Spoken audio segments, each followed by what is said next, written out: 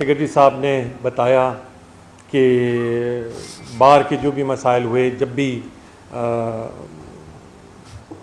ज़िक्र किया, मैं ख़ुद बार से आया हूँ, बार के मसाइल समझता हूँ, वकला के मसाइल समझता हूँ और बार एसोसिएशन के अहदेदारान की ज़िम्मेदारी और उनकी मसाइल से बखूबी आगाह हूँ। तो इस आगाही की वजह से मैंने हमेशा बार को अपना समझा और कल मुझे वापस आपके पास जाना है तो कभी मैंने इसमें तरद्दुद नहीं किया कि मैं कल किस मुंह से आपके पास जाऊंगा। मैं सुरखरू हो के आना चाहता हूं, तो इसीलिए मैंने कभी बार को अपने से दूर नहीं समझा। हम बराह रास्त मसाइल की तरफ आते हैं। बार ने डायलॉग शुरू किया, ये बहुत खुश आइंद बात है। मैं तो इस बात का कायल हूं कि ये डायलॉग अगर हर हफ्ते हर महीने नहीं हो सकता, कम से कम क्वार्टरली, साल में 2-3 दफ़ा ज़रूर बार और बेंच का इस तरह का डायलॉग होना चाहिए। ज़रूरी नहीं कि चीफ जस्टिस या सीनियर प्यूनी जज आपके दरमियान मौजूद हो, कोई भी मेंबर बेंच का आपके दरमियान मौजूद हो तो ये डायलॉग और ये पेशरफ्त आगे बढ़ती जाएगी। ऑटोमेशन शुरू से मेरा एक शौक़ जज्बा रहा है। जब बार में था तो सबसे अव्वलीन लोगों में शामिल था जिन्होंने कंप्यूटर का इस्तेमाल शुरू किया। जब दोस्त मजाक उड़ाते थे कि ये कौन सा डिब्बा लेके आ गए हैं जिससे हर वक्त मसरूफ़ रहते हैं और बार की एक्टिविटीज़ में कम दिलचस्पी हो गई। लेकिन यही दिलचस्पी मेरे लिए बेंच पे आने के बाद बहुत कारगर साबित हुई।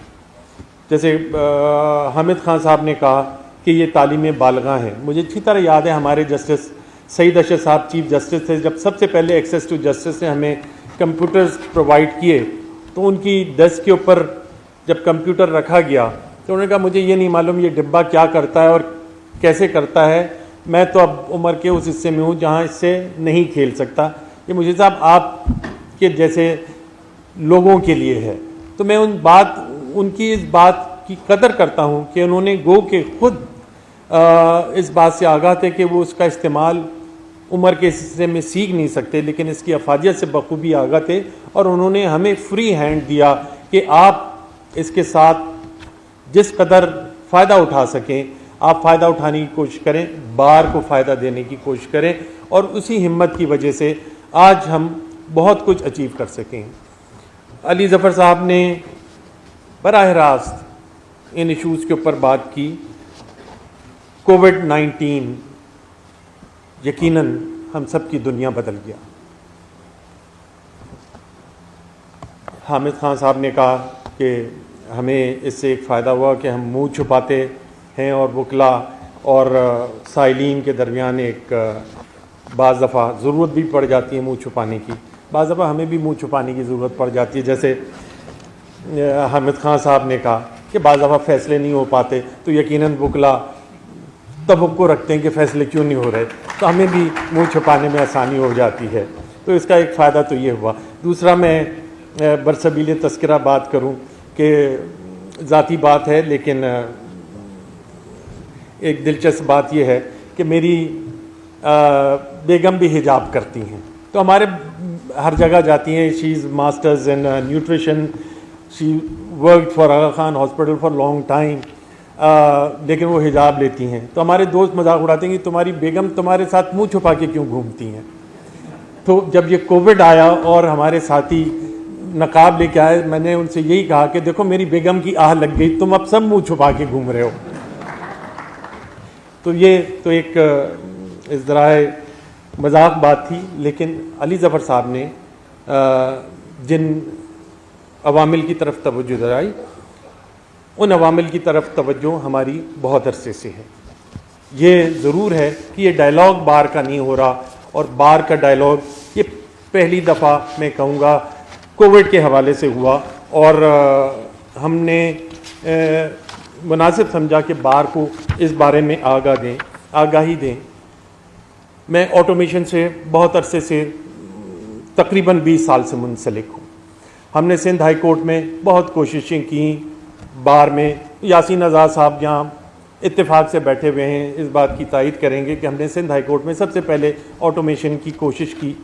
और जब हमने डिस्ट्रिक्ट कोर्ट में सबसे पहले आइडेंटिफिकेशन ब्रांच बनाई, जिससे डिपोनेंट की आइडेंटिफिकेशन होती है, तो बार के हमारे साथियों ने इसको उनकी आज़ादी में खलल समझा और उसकी बहुत सख्त मुखालफत की। और न सिर्फ मुखालफत की बल्कि पूरे सिंध में मुझे स्ट्राइक का सामना करना पड़ा एज ए चीफ जस्टिस, और हमने वो बार सिटी कोर्ट से वो सिस्टम वापस लिया, हाई कोर्ट में ऑटोमेशन शुरू की और आइडेंटिफिकेशन ब्रांच बनाई। यहाँ आने से पहले मैंने अली ज़फ़र साहब की बात कि इसको हुकूमत चाहती है ऑटोमेशन करना, हमने PC1 बनाया, और न सिर्फ जो अली ज़फ़र साहब ने राय दी, और जैसे कहा जाता है all great people think alike, उन्होंने न्यू जनरेशन जुडिशल पोर्टल की बात की, हमने बिग डेटा बैंक की तरफ तवज्जो की, और बिग डेटा बैंक पूरे पाकिस्तान का डेटा बैंक होगा जो हम सिंध फेडरल जुडिशल एकेडमी में इस्टेब्लिश करने जा रहे हैं, और इंशाअल्लाह हमें उम्मीद है कि हम इसमें ज़रूर कामयाब हो जाएंगे। मैंने वसाइल की बात की, अली ज़फ़र साहब ने, हमने वसाइल के लिए हुकूमत से रुजू किया, हुकूमत ने कहा जनाब माज़रत चाहते हैं, इस साल हमारे पास कोई फ़ंड नहीं है और हम आइंदा साल करेंगे। अब ये पेशरफ़ यकीनन हम अली ज़फ़र साहब से तवक्को करेंगे कि इस तरफ हुकूमत की तवज्जो दिलाएं कि हुकूमत जो कहती है वो कर गुजरे, और ये चीज़ें ऐसी हैं जिसके लिए हम रुक नहीं सकते। अगर हम रुक गए तो हम दुनिया से बहुत पीछे रह जाएंगे। मैंने सिर्फ एक आइडेंटिफिकेशन ब्रांच की बात की कि आइडेंटिफिकेशन ब्रांच जो आज सुबह मैंने डेटा लिया, जनवरी में सिंध हाई कोर्ट की प्रिंसिपल रजिस्ट्री में जो पिटीशन केसेस हलफनामे दाखिल हुए, तकरीबन जनवरी में उनकी तादाद थी 12,614, और जो रकम जमा हुई आइडेंटिफिकेशन के लिए, मैं आपको बताता चलूँ कि एक वेरिफिकेशन के लिए सिंध हाई कोर्ट में, सिटी कोर्ट में 50 रुपये लिए जाते हैं, और जबकि हम वकालत के ज़माने में कभी भी हमने 50 रुपये नहीं दिए, 100, 200, 500 जैसा हुआ। अगर मौकिल मौजूद नहीं है तो ज़्यादा पैसे भी हम हाई कोर्ट में, सिटी कोर्ट में स्टाफ को देते हैं, लेकिन वहाँ आइडेंटिफिकेशन ब्रांच के 50 रुपये एक हलफनामे के वसूल किए जाते हैं सेंट्रलाइज सिस्टम के तहत, और वो जनवरी में 6,30,700 रुपये थे। अब बात यहाँ ख़त्म नहीं होती कि ये पैसे जमा होते हैं, इसमें से आधे से ज़्यादा पैसे नादरा के पास चले जाते हैं जो ऑनलाइन वेरिफिकेशन के लिए होता है। लेकिन खुश आइंद बात यह है, जो बार एसोसिएशन सिटी कोर्ट में हमारी मुखालफत करती रही कि इस सिस्टम को ना शामिल किया जाए, क्योंकि ये वकला बाज़ दफ़ा अपने मौक्किलीन को सहूलत पहचानने के लिए करते हैं कि जनाब आप अपने दफ्तर में बैठे रहें, अपने घर में बैठे रहें, आप कागज़ साइन करके भेज दें, हम हलफ करा के अदालत में दाखिल कर देंगे। अब वकला को भी नहीं पता होता कि उनके मौक्किल ने कागज़ खुद साइन किया है, किसी और ने साइन किया है, वो बस आके हलफनामा दाखिल कर देते हैं। लेकिन इस सिस्टम से ये हुआ कि मौक्किलीन का फिज़िकल प्रेजेंस ज़रूरी हो गया, और उससे पहले महीने में जनवरी में इस साल मैंने जैसे बताया 6,30,700 रुपये सिर्फ प्रिंसिपल सीट के ऊपर जमा हुए, और पूरे 6 महीने में आज तक, जनवरी से लेके आज तक 25,84,300 रुपये जमा हुए। अब इसमें आधे पैसे नादरा के पास चले गए, जो आधे पैसे बचे वो हमने ये सिस्टम शुरू किया कि इस फंड को बार के साथ शेयर किया, और Sindh high court bar association हर साल इस सिस्टम के ज़रिए तकरीबन 20 लाख रुपए हासिल करती है। ये एक ज़रिया है जिससे बार अपनी सलाहियत बढ़ा सकती है। सेक्रेटरी साहब आए थे कि हमारे लिए जुडिशल एकेडमी में कोई प्रोग्राम शुरू किया जाए, उनके पास वसाइल नहीं है। हमने उनसे बताया कि वसाइल जनरेट हम उस वक्त कर सकते हैं जब बार हमारे साथ ताउन करे। अगर बार इस ऑटोमेशन को ये समझती है कि ये उनकी प्रैक्टिस में रुकावट है तो यकीनन मुश्किलात दरपेश होंगी, उन मुश्किलात का सामना उनको भी करना पड़ेगा। अब सिंध में 12/2 की दरखास्तें तकरीबन ख़त्म हो गई हैं क्योंकि कोई जाली केस नहीं दाखिल हो सकता जब तक फिजिकल प्रेजेंस नहीं हो। इवन मैंने ये भी देखा कि हमारे ज़माने में स्पीकर असेंबली भी हाई कोर्ट में आए और उन्होंने अपने कागजात दाखिल किए, उनके दफ्तर में साइन होके वकील ने फाइल नहीं किया क्योंकि सिस्टम हमने बना दिया। अब सिस्टम में किसी को मुफिर नहीं, चाहे वो प्राइम मिनिस्टर हो या एक आम साइल हो। इस सिस्टम को हम यहाँ भी इंट्रोड्यूस करना चाहते हैं, उसके लिए हमें बार के ताउन की ज़रूरत है।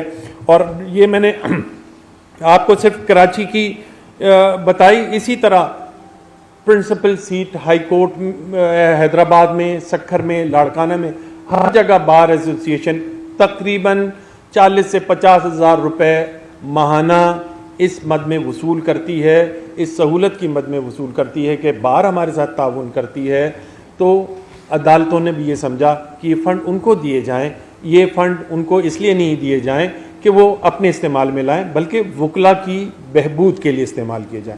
मैं चाहूँगा कि सुप्रीम कोर्ट बार एसोसिएशन इसमें इनिशिएटिव ले, रूल्स रेगुलेशन बनाए और हम ये प्रोजेक्ट इम्प्लीमेंट करते हैं कि आइडेंटिफिकेशन के लिए हर शख्स चाहे जितना बड़ा हो छोटा हो अदालत में आए और ऑनलाइन रियल टाइम वेरिफिकेशन हो कि ये साइल वही है जो केस दाखिल कर रहा है या जो जवाब दाखिल कर रहा है। तो इससे हमारे बहुत से मसाइल हल होंगे। न सिर्फ जैसे जब हम हुकूमत से बात करते हैं तो आज़ाद जम्मू एंड कश्मीर, गिलगित बल्तिस्तान को भी हमने ऑन बोर्ड लिया। सदर साहब ने और हामिद खान साहब ने, अली ज़फ़र साहब ने कहा कि बार को ऑन बोर्ड लें, अटर्नी जनरल को ऑन बोर्ड लें। पिछले सैटरडे को हमारी ऑटोमेशन की मीटिंग थी जिसमें हम अटर्नी जनरल से मैंने ज़ाती तौर पे रिक्वेस्ट की और मैं उनका शुक्रगुजार हूँ कि उन्होंने एक डीएजी को भेजा जो इस ऑटोमेशन के तमाम मराहिल में उन्होंने हमें ताउन का यकीन दिलाया। हमने तमाम हुकूमत के महकमे इस ऑटोमेशन से मुंसलिक कर दिए। अब कोई महकमा ये नहीं कह सकता कि हमारे पास नोटिस नहीं आया। उनके फोकल पर्सन के ईमेल एड्रेस हमारे सिस्टम में, ऑटोमेटेड सिस्टम में मौजूद हैं। जैसे ही कोई केस दाखिल होता है, अगर मिनिस्ट्री ऑफ इंटीरियर का है तो मिनिस्ट्री ऑफ इंटीरियर के फोकल पर्सन के पास उसी वक्त इंटीमेशन चली जाएगी कि उनके खिलाफ केस फाइल हुआ है या उन्होंने केस फाइल किया है, और उससे हमें एनालिटिकल स्टडी करने में आसानी होगी। मैं आपको बता दूं कि पाकिस्तान की सूरत हाल इंटरनेशनल एरिना में इतनी अच्छी नहीं है। आज मैं जब आया हूं तो मैं देख के आया कि हमारा world justice project United nation का प्रोजेक्ट है जो तमाम अदालती कारगुजारी के ऊपर नज़र रखता है कि कौन सी अदलिया किस इस स्टेज पे खड़ी हुई है।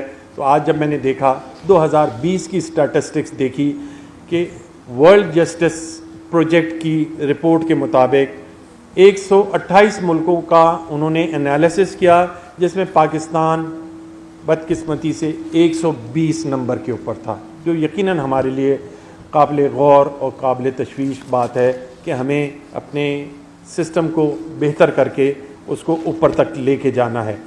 वर्ल्ड बैंक की ईज़ ऑफ डूइंग बिजनेस है, उन्होंने 190 ममालिक का असेसमेंट किया और उन्होंने ये बताया कि पाकिस्तान 190 ममालिक में से 156 नंबर के ऊपर है। तो हम काफ़ी नीचे इंटरनेशनल प्लेटफॉर्म पे मौजूद हैं, और ये हम अकेले, जैसे सेक्रेटरी साहब ने कहा कि अदालत और वकला अलग नहीं बल्कि एक ही सिक्के के दो रुख हैं। ऑटोमेशन जहाँ चल रही है मेरे ख्याल में अली ज़फ़र साहब खुद एक बहुत उम्दा ADR का इदारा चला रहे हैं। मैं समझता हूँ कि उन्होंने इस पर भी तवज्जो देनी है कि ऑनलाइन डिस्प्यूट रेजोल्यूशन मैकेनिज़्म दुनिया भर में अब चल रहा है।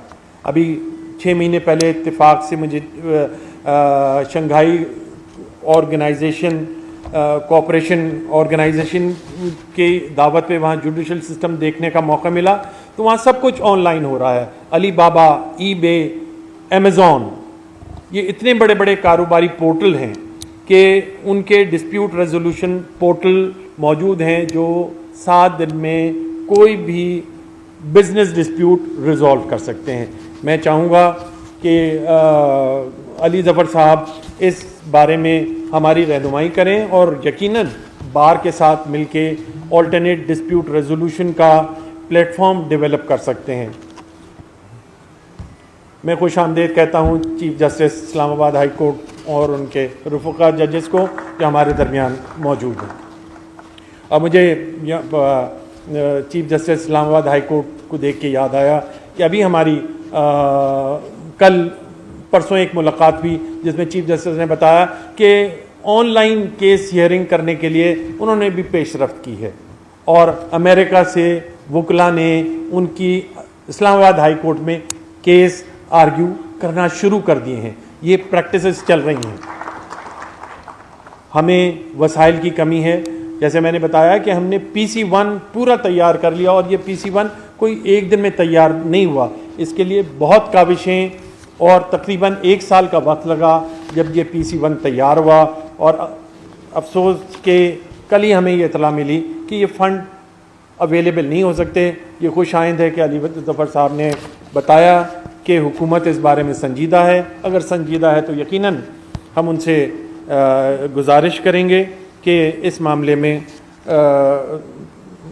सुप्रीम कोर्ट की मदद करें। हम ज़रूर ये बिग डेटा बैंक और नेशनल डेटा बैंक शुरू करना चाहते हैं। सब तैयारियां मुकम्मल हैं, स्टाफ की आइडेंटिफिकेशन हो गई है और यकीनन हम वो दिन दूर नहीं जब आप घर बैठे मोबाइल पे केस चला सकेंगे और हमें ज़्यादा देर मुंह छुपाने की ज़रूरत नहीं रहेगी। मैं आप सबका बेहद मशकूर हूँ कि आपने मुझे मौका दिया और इस डायलॉग में शामिल किया।